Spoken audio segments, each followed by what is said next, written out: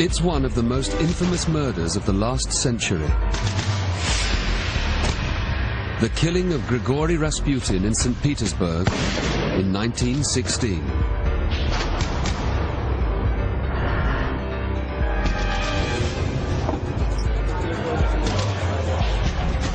Known as a debauched, sex-mad monk, Rasputin believed sinning brought him closer to God.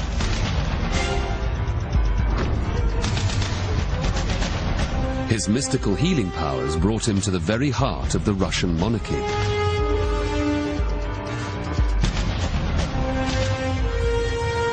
Rasputin was supposedly poisoned, shot, and drowned in a plot led by a jealous Russian prince. And what's really interesting is the rigor mortis has gone.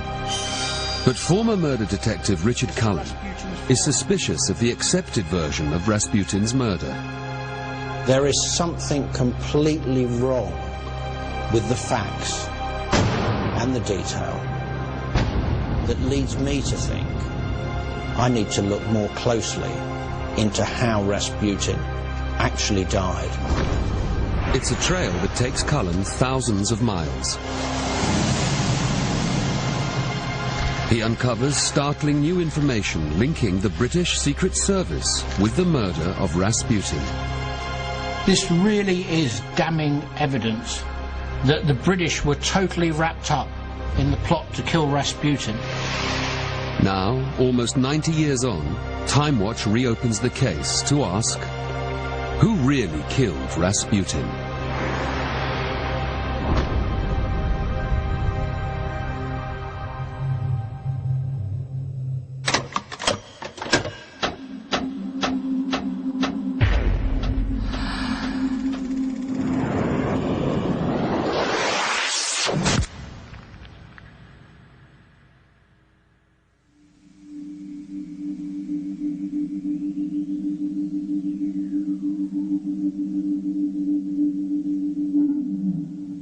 This battered and mutilated corpse was dragged from a frozen river in Russia in the winter of 1916.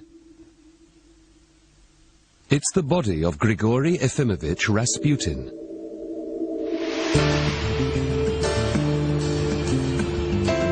Former Commander Richard Cullen was one of Scotland Yard's most senior officers.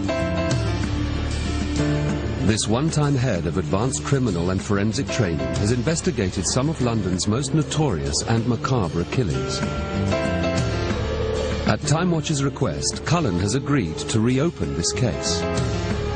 He begins by returning to the bridge where Rasputin's body was thrown into the river. From the written evidence and photographs, I think the blood must have been on the walkway of the bridge, as well as a substantial amount of blood and bloodied matting here on the bridge barrier.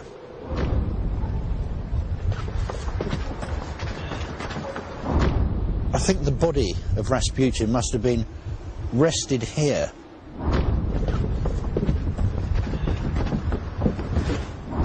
before being tipped over into the icy cold waters of the River Nevka.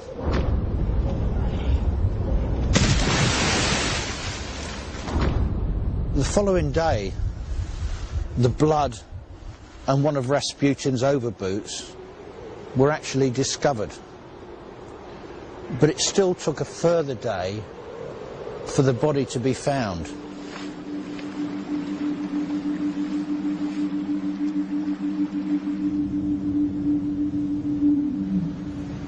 Richard Cullen has strong links with the Russian police force. For the past 7 years, he's been part of a British government-funded police initiative here in St Petersburg and across the Russian Federation. He's been helping the Russians to train detectives in advanced forensic techniques.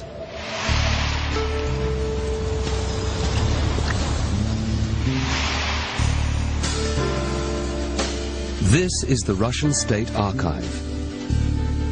It's here that millions of valuable documents from centuries of Russian history are kept under lock and key, including Rasputin's murder file.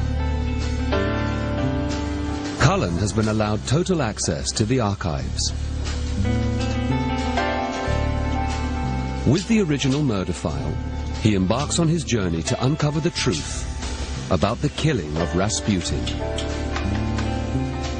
It's absolutely fascinating. These are the original documents that were made in the days following Rasputin's disappearance and the subsequent finding of his body. This is really, really essential to the investigation. This is the start of the journey. This is the evidence that will give us the clues as to where else we should look for further information and intelligence relating to the murder. Every murder investigation follows a pattern. The aim is to establish the means, motive, and opportunity behind the killing. The first task for Cullen is to put together a profile of the victim.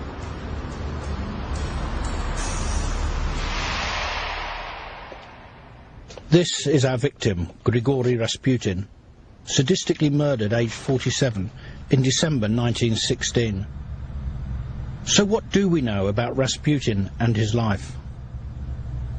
Rasputin was born in a remote Siberian village in 1869 into a family of illiterate peasant farmers. He was a wild youth who was regularly drunk and often accused of theft. But his life took an unexpected turn when he spent several months in a monastery. It was the beginning of his life as a self-styled holy man. Among his powers, he claimed to be able to heal the sick. After more than a decade of preaching, his reputation had spread to the capital, St Petersburg. He finally made his entrance in 1903.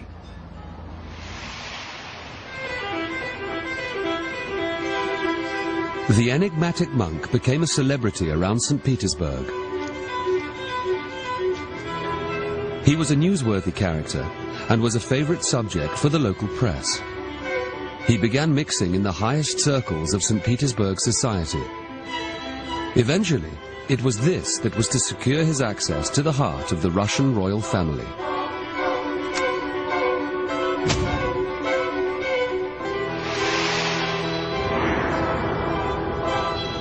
After his introduction to the ruling Tsar Nicholas and his wife, the Tsarina, Rasputin became a regular visitor to the palace. Alexei, their only son and heir to the throne, suffered from haemophilia, regular bleeding fits that could have killed him at any time. In her despair, the Tsarina became dependent on Rasputin. She had total belief in his alleged powers. Whenever the attacks occurred, Rasputin would be instantly summoned to the child's side.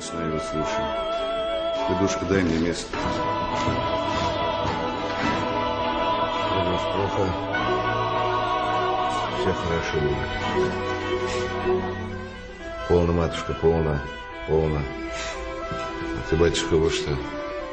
Ты войну-то прекращай. Пойду. Устал я. Храни вас Господь. Храни вас Господь. Спасибо вам, Отец. On several occasions, it appeared he saved the young boy's life.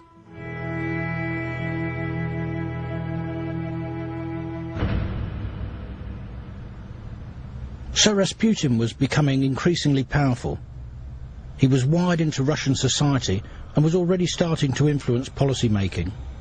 But what about his private life? This famous photo fascinatingly gives us an insight into another side of Rasputin's private life. From the moment that he arrived in St Petersburg, he held this almost magnetic attraction for aristocratic women. They flocked to be at his side. It was a situation that he really revelled in.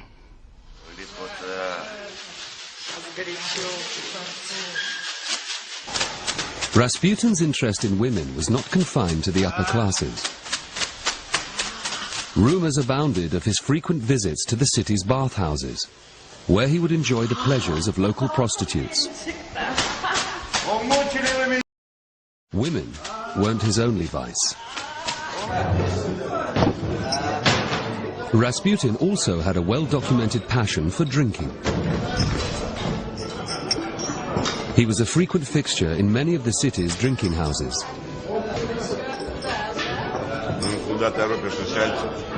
He soon became infamous for his drunken debauchery.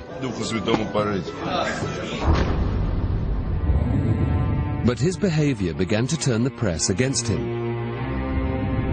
They now lampooned Rasputin in political cartoons. He was seen as a crazed and malevolent manipulator of his patrons, the Russian royal family. In the Russian parliament, those opposed to Rasputin began to refer to him as dark forces. The situation became so serious that Rasputin was placed under 24-hour surveillance by the Okhrana, the Tsar's secret police. The political situation in Russia was becoming critical. By 1916, Russia was on the brink of revolution, and the First World War had been raging for 2 years. Hundreds of thousands of Russian soldiers were fighting the Germans in a bitter conflict. Russia was being attacked on the Eastern Front, a line that stretched over 1,000 miles from north to south. The war was not going well for Russia. The situation became so serious that the Tsar now took personal control of his armies in the field. It took him away from St Petersburg and effectively left the Tsarina in charge.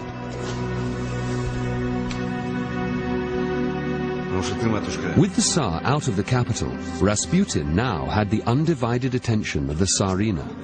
He claimed he was anxious to end the senseless slaughter of ordinary Russians, in contrast to the aristocracy's pro-war views.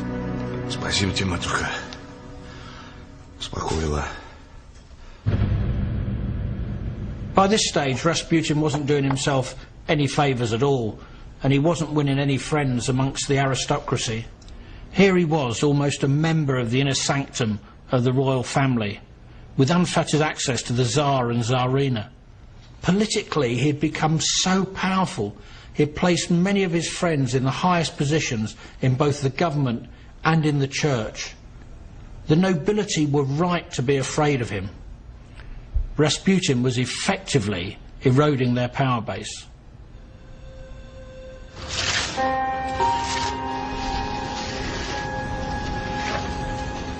The motive for an aristocratic plot seems clear enough. The upstart monk was becoming too powerful. The next task in the investigation is to walk through the events of the murder night, as told in the accepted version. Cullen visits the scene of the crime, the Yusupov Palace, in 1916, home to Rasputin's self-confessed murderer, Prince Felix Yusupov.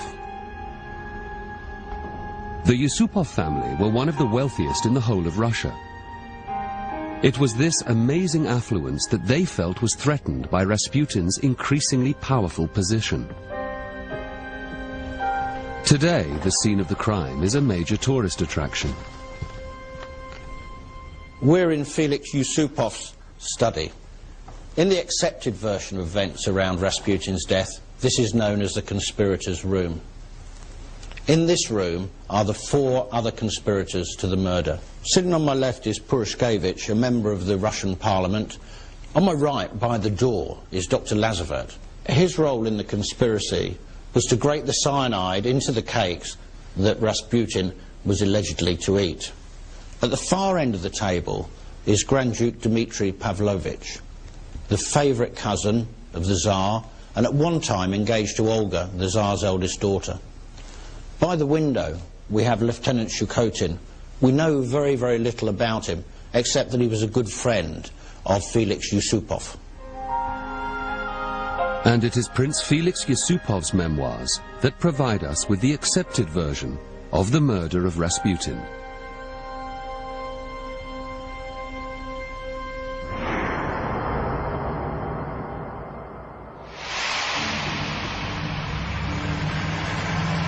My head was a whirl of thoughts during my last drive to Rasputin's.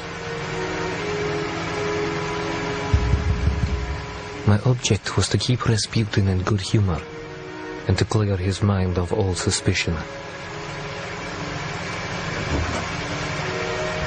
Отец Григорий, заждались.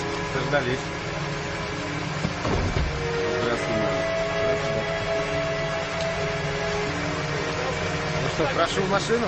Мотор-то исправный? Да, А то встанем где-нибудь, пешком не пойду. Сообщим за 1 минуту. Prince Yusupov had deliberately befriended Rasputin so he could lure him to his home without his guards.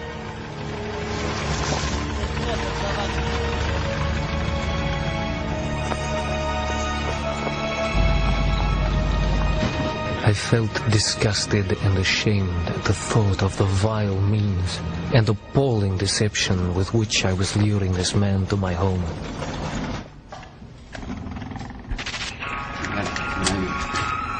On entering the house, I heard my friends' voices.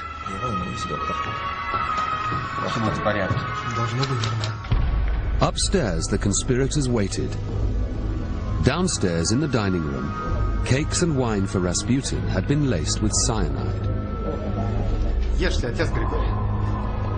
Ешьте, отец Григорий. Does he suspect anything, I wondered. But there and then I decided that in any case, he should not leave the house alive. Очень зря. Rasputin stopped to listen. What's this going on? My wife has friends with her. They will go away soon. Когда Ирина придет? Скоро. I took the plate of poisoned cakes and passed them to him. Закусывайте. Берите. Хорошо, что... I had only one idea in my head, Отец Григорий. to make him drink wine out of those poisoned glasses and eat the poisoned cakes.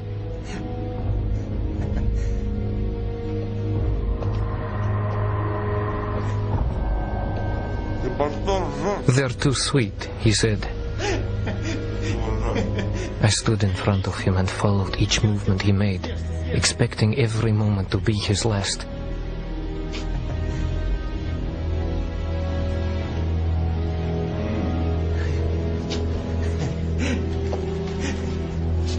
He looked at me, and I seemed to hear him say, "You see, it doesn't matter how you try. You can't do me any harm." The poison didn't seem to be working. Я... Panicked and fearful of what he believed were Rasputin's mystical powers, Yusupov returned to the conspirators with the news.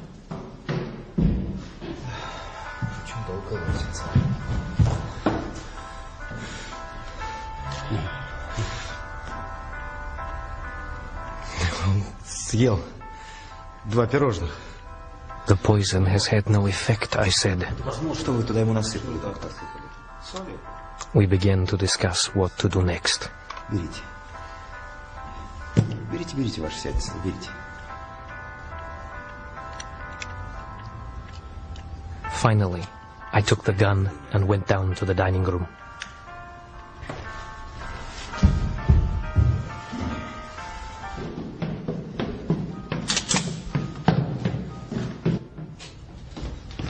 Князь, сколько я в этом подвале сидеть один буду? God give me strength to end it all, I thought. A streak of lightning seemed to run through my body. Я надеюсь, что он не... Yusupov returned to the conspirators' room satisfied that the job was done.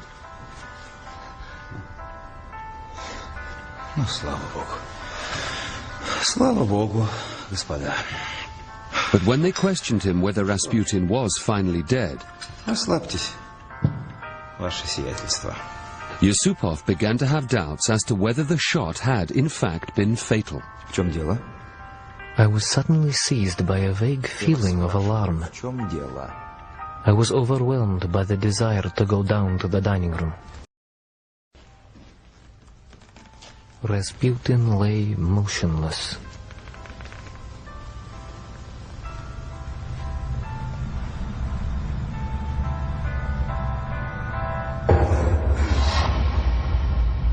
Up until this point, everything in Prince Yusupov's memoirs seems fine. But from now on, things become increasingly complicated. Yusupov tells us that one of the other principal conspirators, Vladimir Purishkevich, now becomes more heavily involved in the plot. Я вас спрашиваю, в чем дело?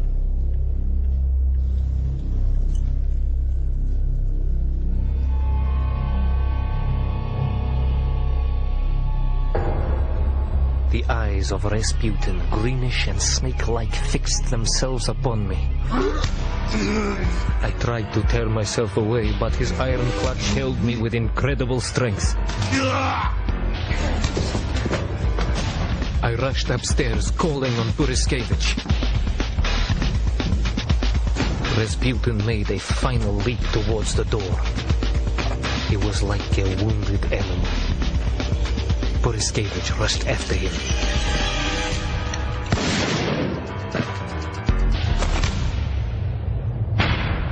So now we have 2 guns and 2 killers. Vladimir Purishkevich also wrote his account of the events of that evening. I've compared the memoirs of these 2 men and found a substantial number of major and important inconsistencies.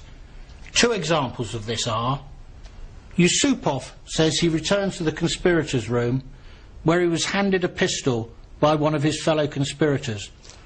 Purishkevich says that Yusupov returned to the room, went to his desk and took his own pistol from the desk drawer.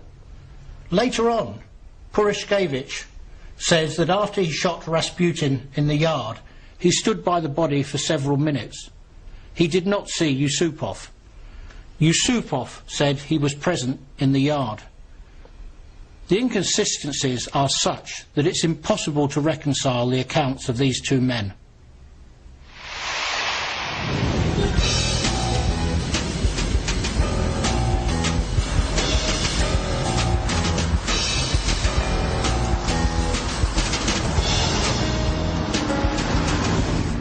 With no body to examine, the next best thing for a murder detective is access to the autopsy pictures.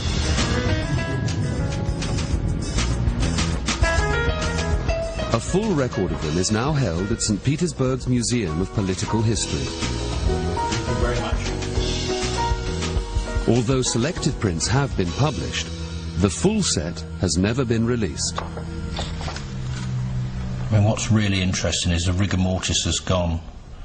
And I suppose this was 36 hours after he was taken from the water. If you actually compare that with the photograph of him being taken from the Nevka, his body's deep frozen, and he'd have had to have been thawed out in a relatively short period of time.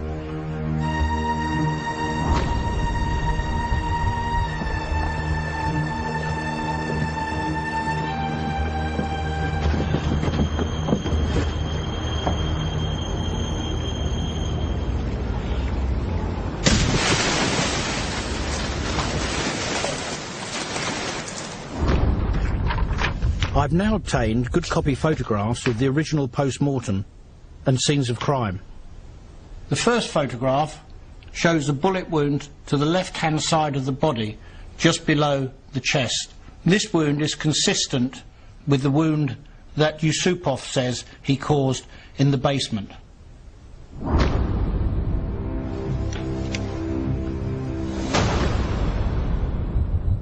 The second photograph shows a bullet wound to the right-hand side of Rasputin's back. Now, this could be consistent with Purishkevich's story of having shot Rasputin in the courtyard.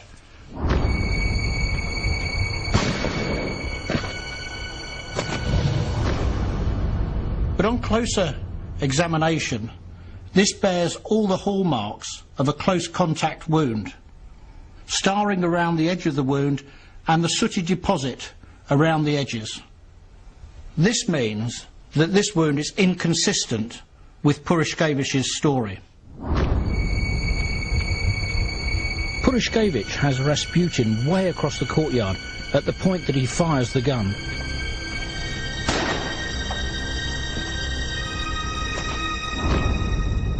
But now Cullen is confronted with evidence that seems to have no explanation at all. The third wound is to Rasputin's forehead. Now, neither Yusupov nor Purishkevich mention a wound being inflicted to the forehead. With neither Yusupov nor Purishkevich claiming credit for the shot to the head, what is the truth behind the mysterious third wound? It's time to bring in some Russian assistance.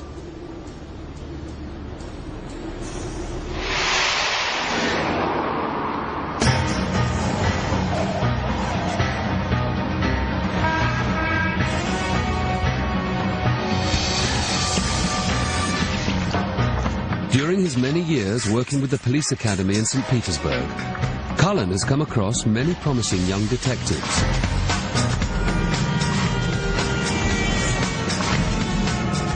One of the best is Ilya Gavrilov.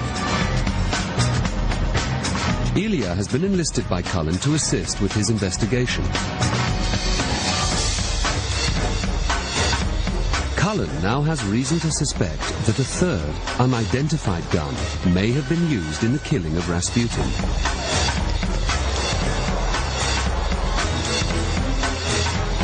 What Cullen needs is something more conclusive that will help to confirm the theory.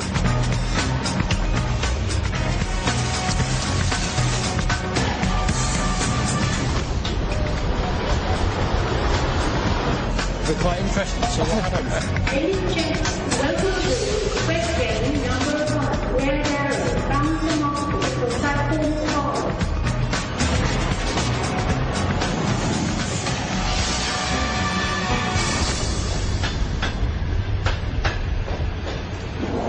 Cullen and Ilya are bound for Moscow.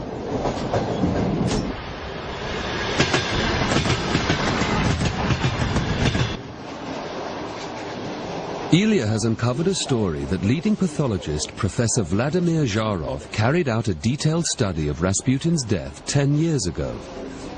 As one of Russia's principal investigators, Professor Zharov had access to all relevant documents. His report, however, was never published.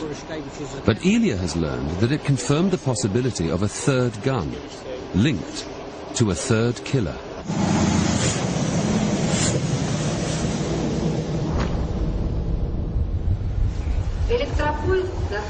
This way? Yes.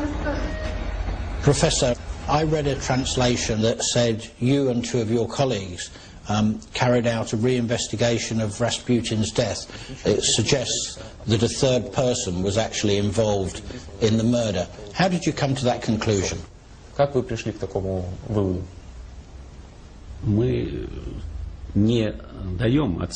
Professor Zharov told Cullen that microscopic measurements of the entry wounds proved that the 3 bullet holes were different sizes. It all pointed to a third gun. Believing that Yusupov and Purishkevich did both shoot at Rasputin, Professor Zharov concluded that a third person could be involved. Which wound does he think is from the unknown gun? Is it the wound to the head? Какая рана, по-вашему, была нанесена из неизвестного оружия? Как раз это ранение в голову? По-видимому, да, вот это в центр лобной области. Yes, probably this one in the center of the forehead. The leading pathologist in Russia had confirmed that a third gun fired the bullet in the head.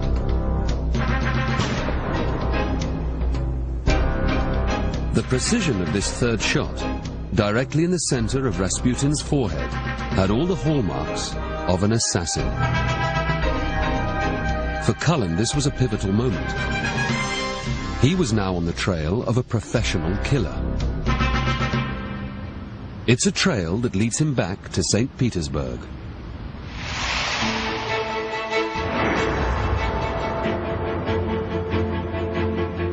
At the time of Rasputin's murder, St Petersburg was Russia's capital city.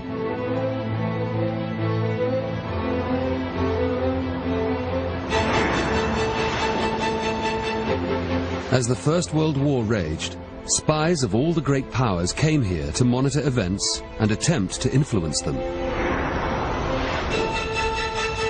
Among them the British Secret Service had a base here.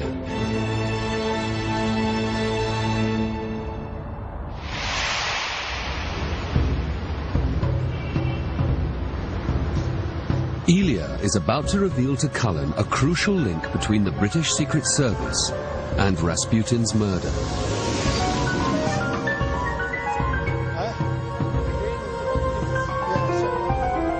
Richard, do you see over there that yellow building in front of us? This is Yusupov Palace.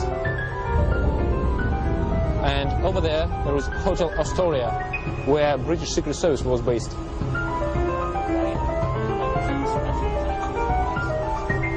Ilya also tells Cullen that at the time of Rasputin's murder, there were persistent rumors that the British Secret Service were somehow involved in the plot.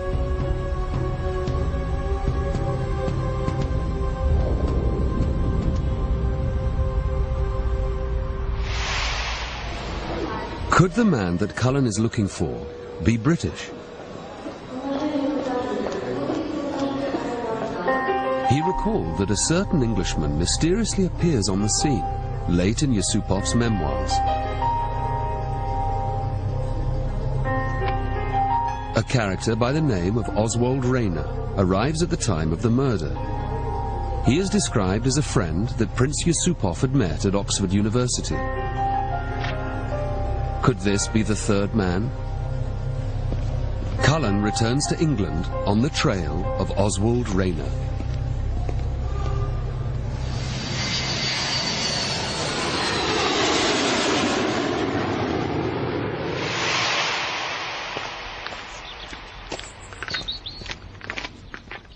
He soon discovers that Oswald has a surviving nephew, Gordon Rayner. He was a very secretive, distant person.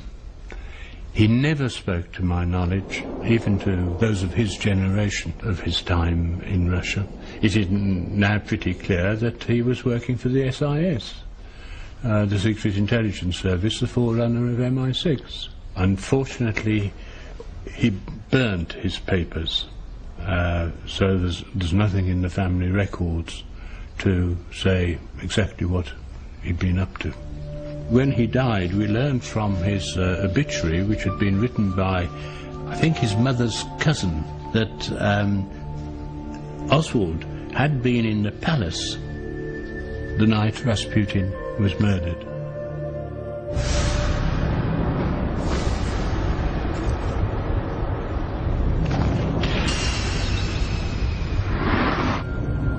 Gordon Rayner has really set the alarm bells ringing. The fact that his uncle was a Secret Service officer in St Petersburg. He was working for the SIS, the forerunner of MI6. And that he burnt all his records of his time in Russia. The big question is why and what was in them.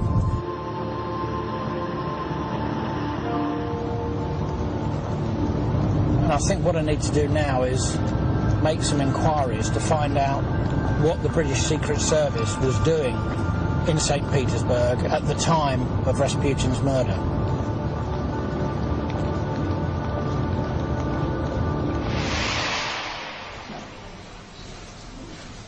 Andrew Cook is a leading expert on the history of the Secret Service. He's been researching Rasputin's death intensively. Cullen wants to know if Oswald Rayner and the other agents would have been concerned about Rasputin. They certainly would, and principally why would be down to the influence that they would have seen him having directly on the Tsar, the Tsarina, the Russian court, and the decision-making process in Russia.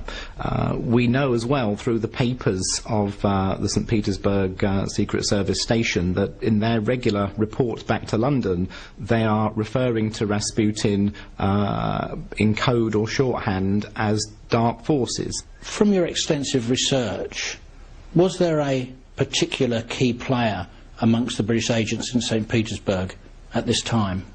I think one key figure in particular is John Scale. He seems to have been intricately wired in to the upper echelons of Russian society, at court level, government level, at diplomatic level. He's very much into taking the bull by the horns, going out into the field, running missions himself. So to me, he is certainly one of the key players. He died in 1947, and he has a surviving daughter who I believe is 91 years old and lives in Scotland.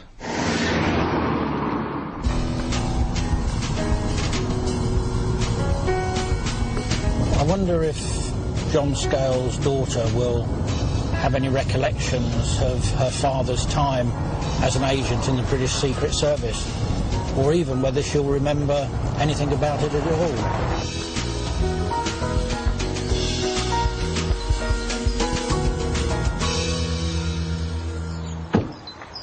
He went to Russia and learned Russian, but I don't think he was on Secret Service when he went there. But he certainly was later on.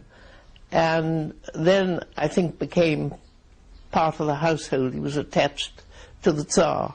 I'm quite sure from the way he talked that he lived in the palace, because he seemed to know them all so well. What were your father's feelings about Rasputin? That he had never met anyone with such an aura of evil. He said it was quite extraordinary. Whatever he was, you felt this, well, evil, I think it was. And I know my father was with the people who planned his murder. He wasn't actually there when it happened, because he was away with the Tsar somewhere, but he was among the ones who carried it out.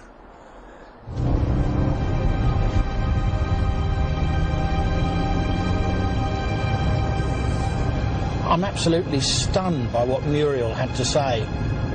I didn't ever think that British secret agents were actually involved in the plot to kill Rasputin, but she was so adamant about the involvement of her father. He was with the people who planned his murder,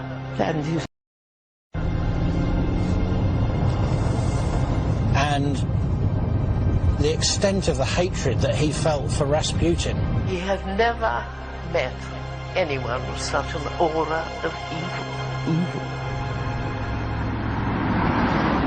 This really adds another dimension to the investigation, and I need to look at the reasons now, I think, behind why the British wanted to kill Rasputin. What would have been in it for them?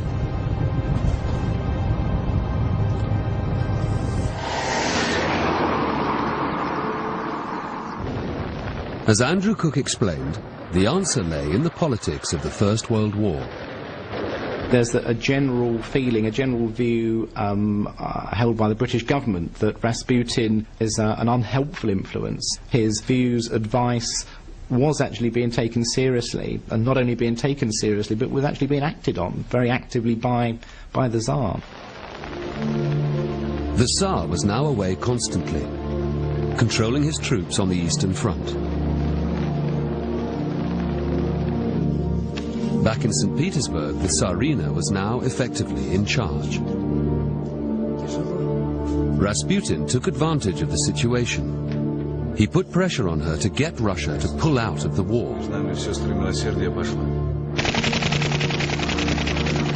A separate peace deal could mean only one thing for Britain, France and the Allies, and that would mean the Germans would then have the potential to deliver a knockout punch by moving their troops from the Eastern Front to the Western Front.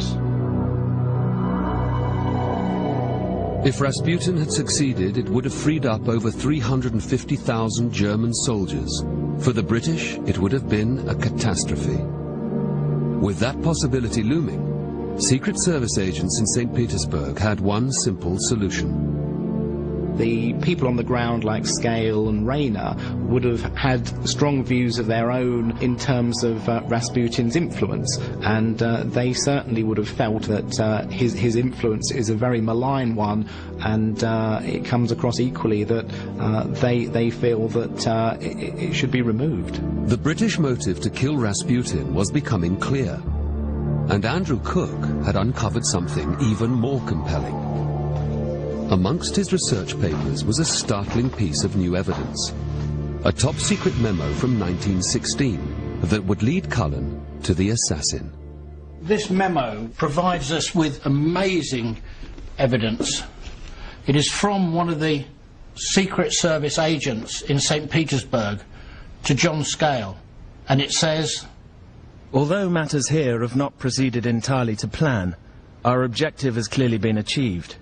Reaction to the demise of dark forces has been well received by all. Rayner is attending to loose ends and will no doubt brief you on your return." This really is damning evidence that the British were totally wrapped up in the plot to kill Rasputin. Our objective has clearly been achieved. Reaction to the demise of dark forces has been well received by all. And of the British agents who knew of the plot, the one most closely associated with it is Oswald Rayner. Rayner is attending to loose ends and will no doubt brief you on your return.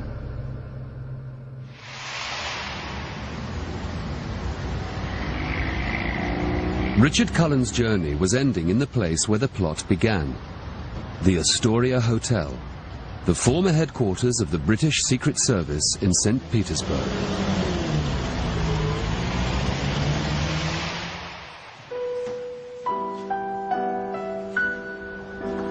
This is almost certainly the place where the British would have hatched their plan to kill Rasputin. It was here that Oswald Rayner worked as a secret agent, along with his superior, John Scale. It is my belief that it's highly likely that this was a rogue operation, carried out without the official sanction of the British Secret Service. With John Scale out of the city, I believe that Rayner was present on the night to make sure that Rasputin was eliminated. From the British Secret Service headquarters, Cullen makes the short walk back to the scene of the crime.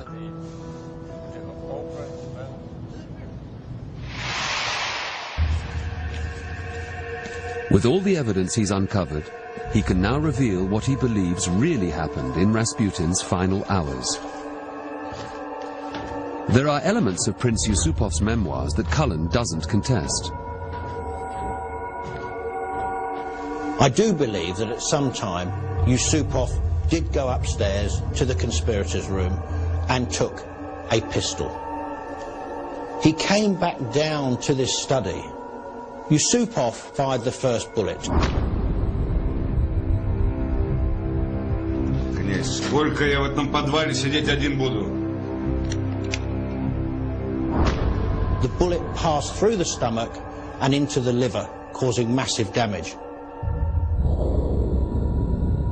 The second shot, so the original pathologist tells us in 1916, was fired very shortly afterwards and from a close range into the back, hitting the kidney.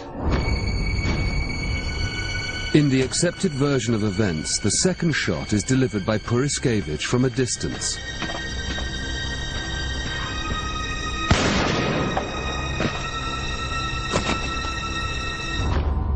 But the forensics now tell us that it was fired from close range.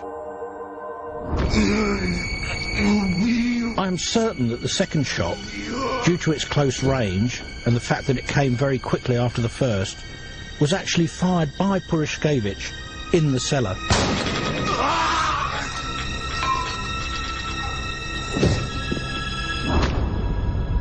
Both of the bullet wounds individually would have been fatal within 10 to 20 minutes. The shock of being hit by two bullets in quick succession would have meant that he would have fallen immediately to the floor. In the accepted version, we have Rasputin weaving across the courtyard in his attempt to escape. But the forensic photographs taken by the police at the time show a dead straight line of blood leading from the main door. This almost certainly means that Rasputin's body was carried across the courtyard. He was wrapped up in linen and he was taken from here to the courtyard in the belief that he was dead. The conspirators then carried him towards the main gate of the courtyard, where a car was waiting to take him to the Nevka River. He was barely alive. He was bleeding profusely from 2 wounds. As they approached the gate, he either groaned or moved, and they realized he was still alive.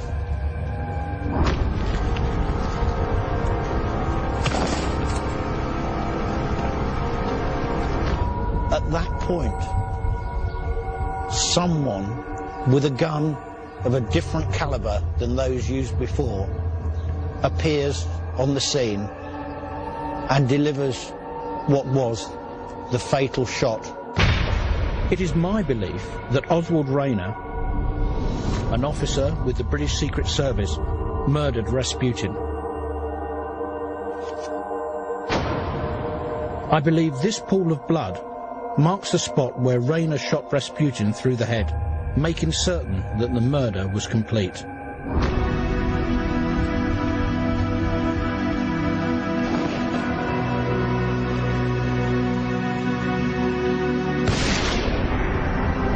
"14 months after the murder of Grigory Rasputin, Russia did make peace with Germany. But by then it was too late to prevent an Allied victory on the Western Front. The murder of Rasputin had achieved its aim.